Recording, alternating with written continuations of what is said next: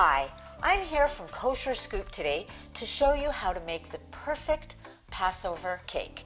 This is a filbert cake. It's by the extraordinary baker and cook, Esti Kafra, and it also appears in the latest Passover issue of Kosher Inspired. This cake requires 7 eggs. I've just taken my eggs out of the fridge because eggs actually separate better when they're cold.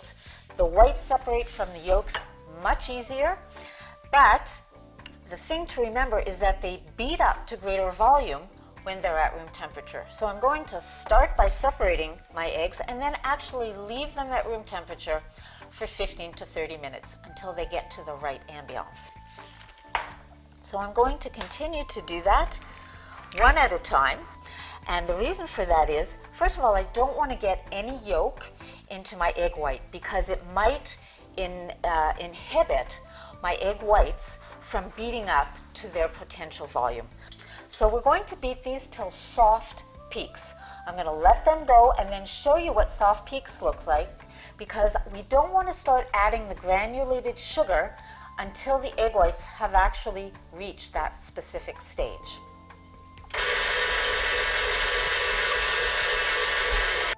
So you see here, these are somewhat mobile still.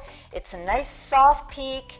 It's a little jiggly, if you will, and this is the point where we want to add the 1/2 cup sugar.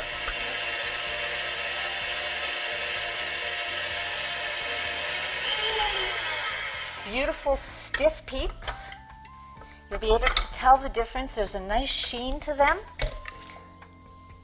and that's going to hold right there. So those are done, and they've beaten up to a beautiful volume. And now what I'm going to do is start getting all the rest of the other ingredients ready. We have the 7 yolks.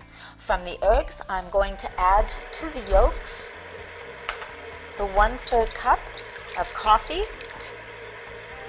1/3 cup of vegetable oil, and then what I'm going to do is combine the cocoa powder, 3 teaspoons or 1 tablespoon, and 1/2 teaspoon of baking powder. Just going to combine all that.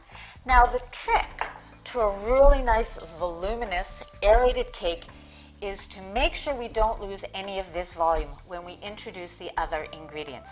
I'm going to get these beaten egg whites used to the addition of other things. So what I'm doing is I'm folding. I'm taking a rubber spatula, I'm going all the way to the bottom and bringing those egg whites over.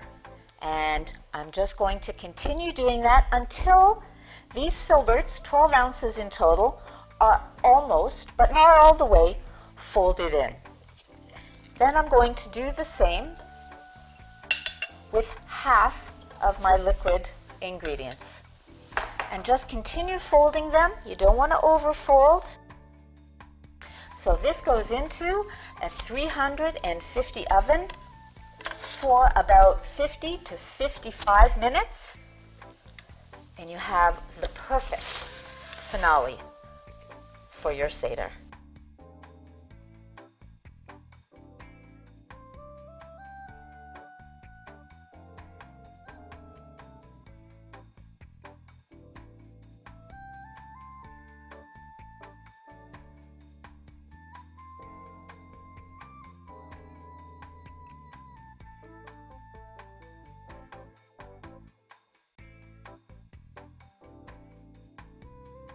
With this kind of cake, at all costs, you want to avoid a non-stick pan. This cake batter actually needs to cling to the sides of the pan to enable it to grow up the sides and really leaven itself, not only by the leavening power of the egg whites, but by the smidge addition of baking powder. You also want to avoid greasing it at all costs because it would give you the same effect as the non-stick coating.